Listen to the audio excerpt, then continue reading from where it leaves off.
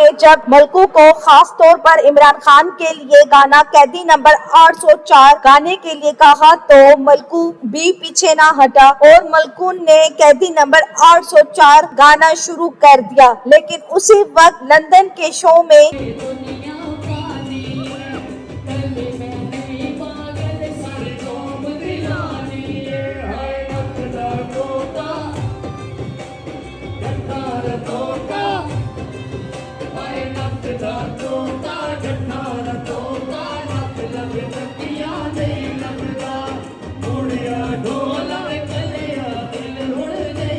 नाक दा कोका मलकू के गाने ने हमारा दिल जीत लिया है और हम इमरान खान के साथ हैं और मुस्लिम उम्मा के लीडर को हम हर तरह से सपोर्ट करते हैं